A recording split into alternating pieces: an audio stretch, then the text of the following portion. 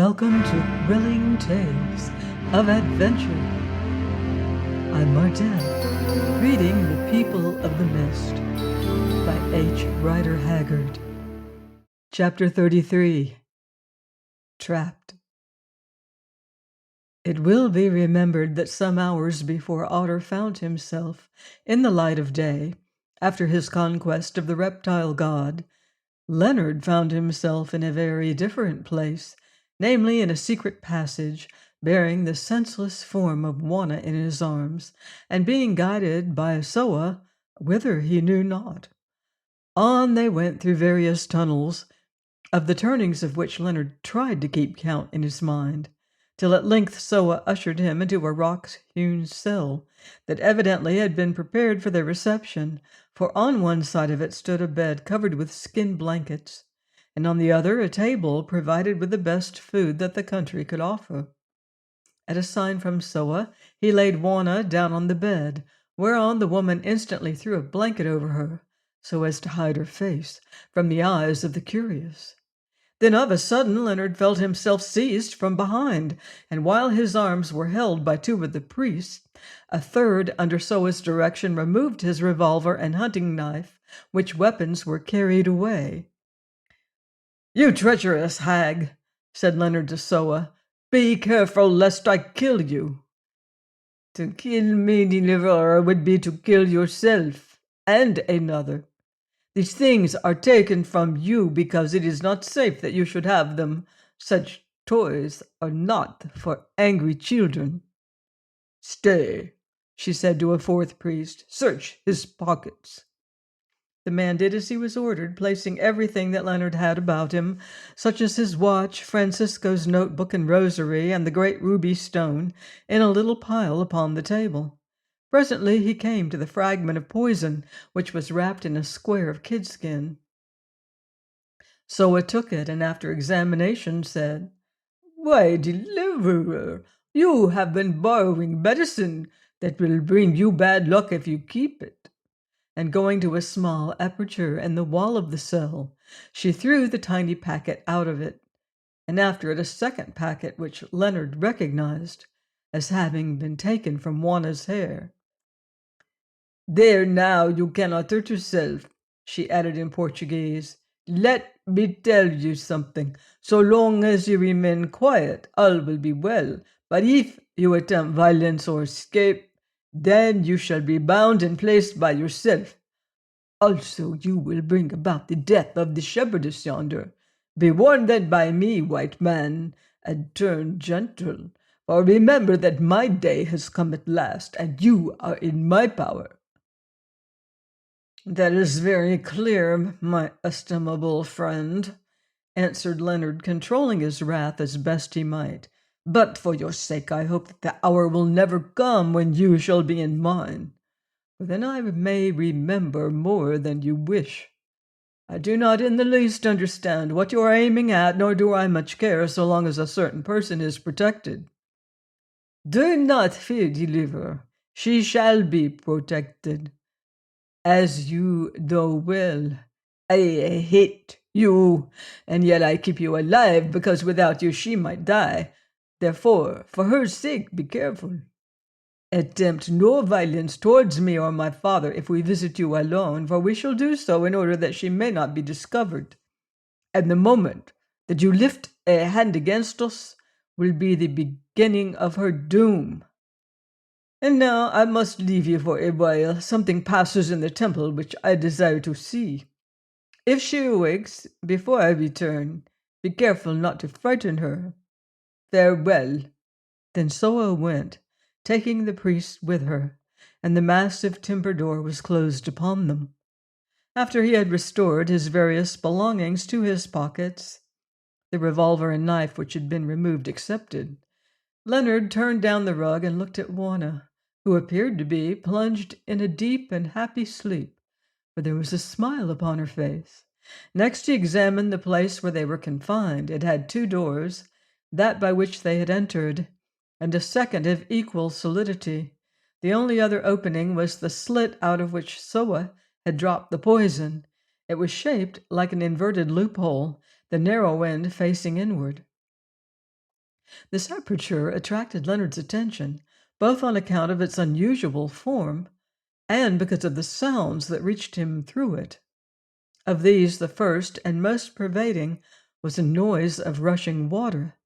Then after a while he distinguished a roar as of a multitude shouting.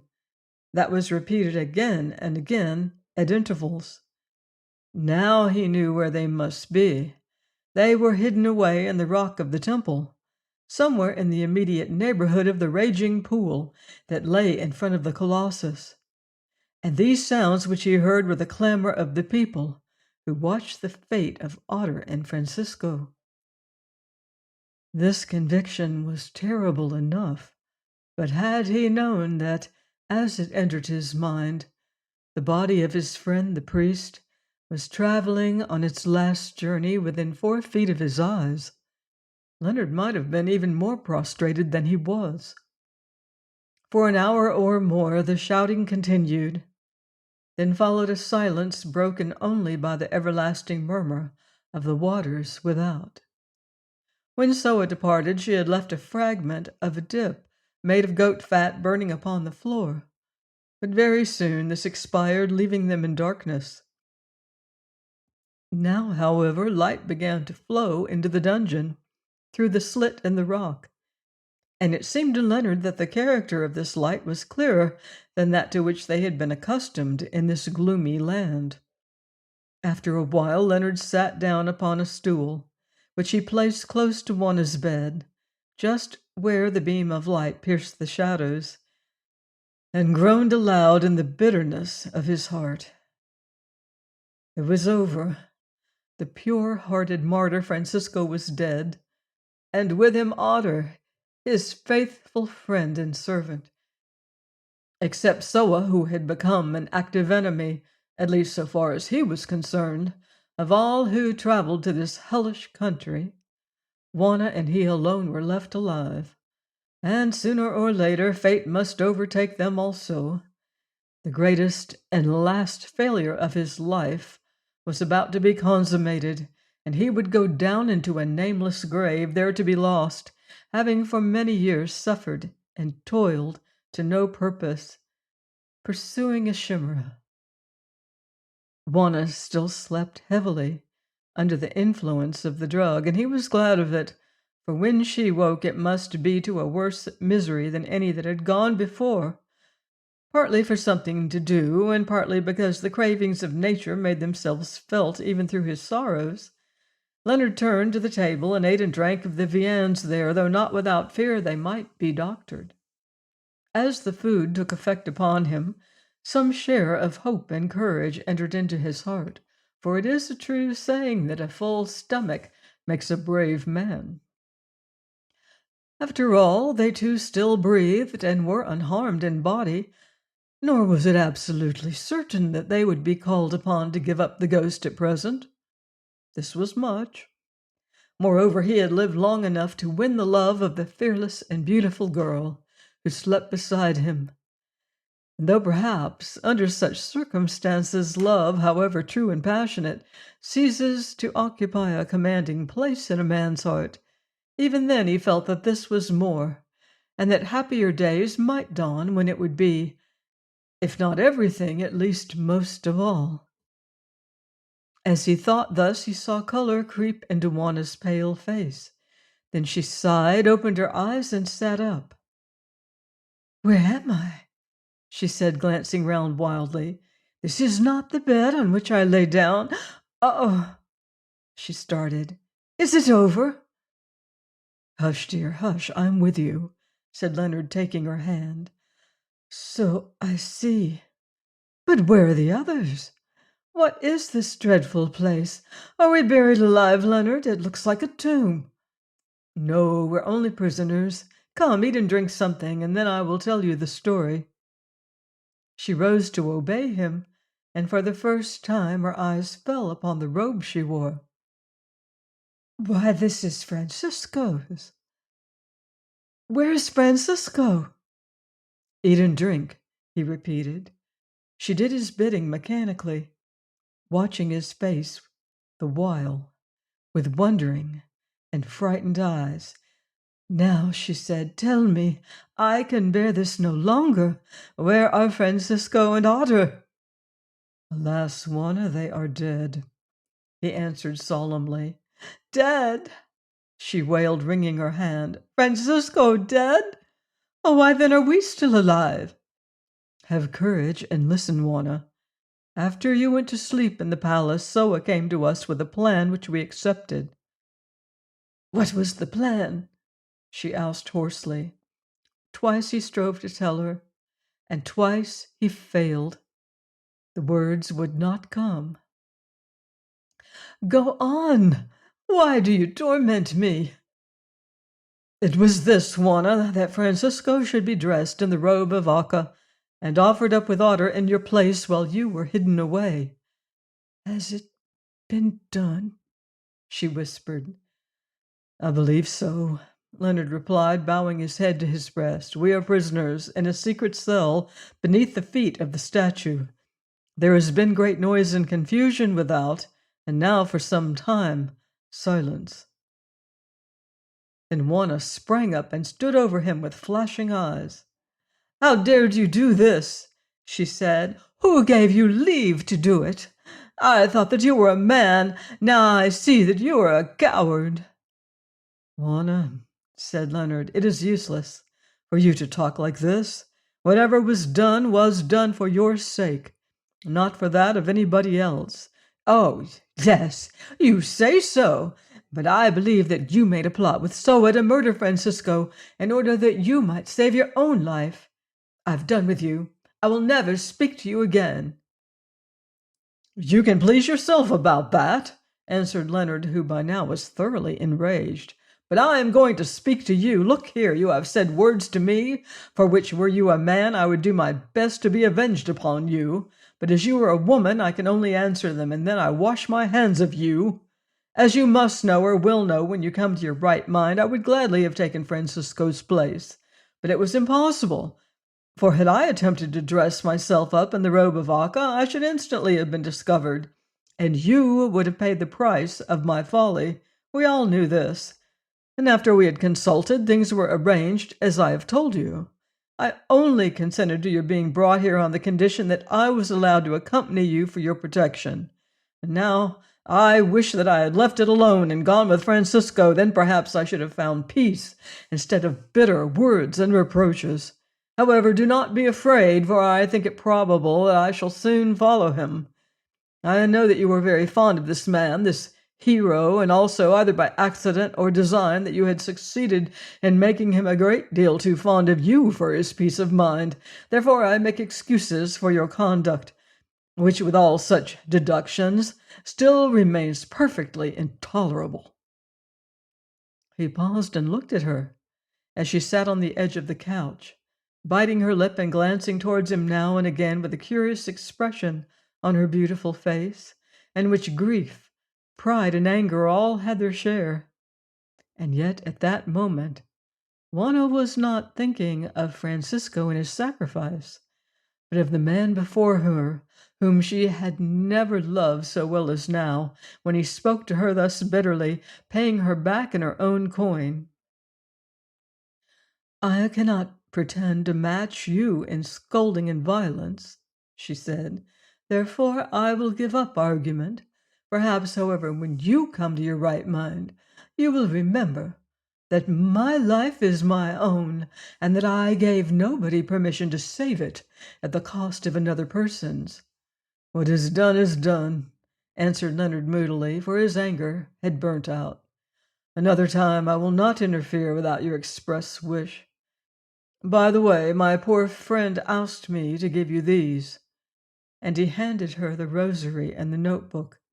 "He has written something for you to read on the last sheet of the journal, and he bade me say that should you live to escape, he hoped that you will wear these in memory of him," and he touched the beads, "and also that you would not forget him in your prayers." Juana took the journal, and holding it to the light, opened it at hazard. The first thing she saw was her own name, for in truth it contained, among many other matters, a record of the priest's unhappy infatuation from the first moment of their meeting, and also of his pious efforts to overcome it. Turning the pages rapidly, she came to the last, on which there was any writing. It ran as follows: Signora, in the circumstances under which I write these words, you will learn in due course. The pages of this journal, should you deign to study them, will reveal to you my shameful weakness. But if I am a priest, I am also a man, who soon shall be neither, but, as I hope, an immortal spirit. And the man in me, following those desires of the spirit that find expression through the flesh, has sinned and loved you. Forgive me this crime, as I trust it will be forgiven elsewhere, though myself I cannot pardon it. Be happy with that noble gentleman who has won your heart, and who himself worships you as you deserve. May you be protected from all the dangers that now surround you, as I think you will. And may the blessing of heaven be with you and about you for many peaceful years, till at length you come to the peace that passeth understanding. And when from time to time you think of me, may you in your heart couple my name with certain holy words. Greater love hath no man than this, that a man lay down his life for his friends. Signora, pardon me, and farewell. Juana read this touching and noble-hearted adieu with an ever-growing wonder, and when she had finished it, put down the book, crying aloud, "Oh, what have I done to deserve such devotion as this?" Then, with a strange and bewildering inconsequence, she flung herself into Leonard's arms, and burying her head upon his breast, she began to weep. When she was somewhat calmer, he also read the letter, and closed the book, saying, "The world is poorer by a perfect gentleman. He was too good for any of us, Juana." "I think so," she answered. Just then they heard a sound without the door. It opened, and Nam entered, accompanied by Soa. "Deliverer," said the aged priest, whose countenance and troubled eyes bore traces of many conflicting emotions. "And you, shepherdess, I come to speak with you. As you see, I am alone except for this woman, but should you attempt any violence towards her or me, that will be the signal for your deaths. With much toil and at no little risk to myself, I have spared the life of the shepherdess, causing the white man, your companion, to be offered up in her place." "Has that offering been accomplished?" broke in Leonard, who could not restrain his anxiety to learn what had happened. "I will be frank with you, deliverer," answered the high priest, when Juana had translated his question, "since the truth cannot hurt me, for now we know too much of one another's secrets to waste time in bandying lies. I know, for instance, that the shepherdess and the dwarf are no gods, but mortal like ourselves. And you know that I have dared to affront the true gods by changing the victim whom they had chosen. The sacrifice has been accomplished, but with so many signs and wonders that I am bewildered. The people of the mist are bewildered also, so that none know what to think. The white man, your companion, was hurled fainting into the waters when the dawn had broken upon the mountain and was seen to be gray. But the dwarf, your servant, did not wait to have that offense done for him, for he sprang thither himself. Ay, and took one with him." "Bravo, Otter!" cried Leonard. "I knew that you would die hard." "Hard did he die indeed, deliverer," said Nam with a sigh. "So hard that even now many swear that he was a god and not a man. Scarcely had they all vanished into the pool when a wonder chanced, such has not been told of in our records. Deliverer, the white dawn turned to red, perchance, as I tried to calm the people because the false gods had met their doom." "Then the true ones must be singularly blind," said Juana, "seeing that I, whom you dare to call a false god, am still alive." This argument silenced Nam for a moment, but presently he answered, Yes, shepherdess, you are still alive, he said, laying a curious emphasis on the still. And indeed, he added hastily, if you are not foolish, you may long remain so. Both of you, I have no desire to shed your blood, who only seek to end my last days in peace. But listen to the end of the tale. While the people wondered at the omen of the changed dawn, it was seen that the dwarf, your servant, was not dead there in the pool. Yes, this was seen, deliverer. To and fro when the troubled waters rushed the great water dweller, and after him, keeping pace with him, went that dwarf who was named Otter. Aye, round and round, and down to the lowest depths, though how it could be that a man might swim with a snake, none can say. "Oh, brave Otter!" said Leonard again, bethinking him of an explanation of the mystery, which he did not reveal to Nam. "Well, what was the end of it?" "That none know for certain, deliverer," answered the priest perplexedly. "At last the water dweller, from whose mouth poured blood, was seen to sink with the dwarf. Then he rose again and entered the cave, his home. But whether the dwarf answered with him or no, I cannot say. For some swear one thing, and some another, and in the foam and shadow it was hard to see. Moreover, none will venture there to learn the truth." "Well, dead or alive, he made a good fight for it," said Leonard. "And now, Nam, what is your business with us?" This question appeared to puzzle the priest a little, for, to speak truth, he did not care to disclose the exact nature of his business, which was to separate Leonard from Juana, without force, if possible. "I came here, deliverer," he answered, "to tell you what had happened." "Exactly," said Leonard, "to tell me that you have murdered my best friend, and one who was but lately your god. I thank you for your news, Nam, and now if I might make bold to ask it, what are your plans with reference to ourselves? I mean, until it suits you to send us after our companions." "Believe me, deliverer, my plan is to save your lives.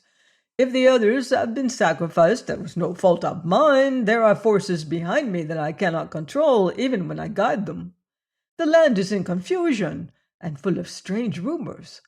I know not what may happen during the next few days, but till they are over you must lie hid. This is a poor place in which to dwell, but there is none other safe and secret.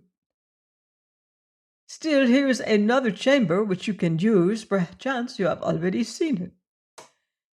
And placing his hand upon what appeared to be a latch, he opened the second door, which Leonard had noticed previously, revealing a cell of very similar construction to that which they were in, and of somewhat larger size.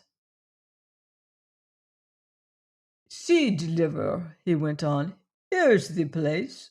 And he stepped forward to enter the cell, then drew back, as though in courtesy to allow Leonard to pass in before him. For once Leonard's caution forsook him, for at the moment he was thinking of other things. Almost mechanically he passed the threshold, and scarcely were his feet over it, when he remembered the character of his host and the lodging, and turned quickly to come back. It was too late, for even as he turned, the heavy timber door closed in his face with a crash, and he was caged.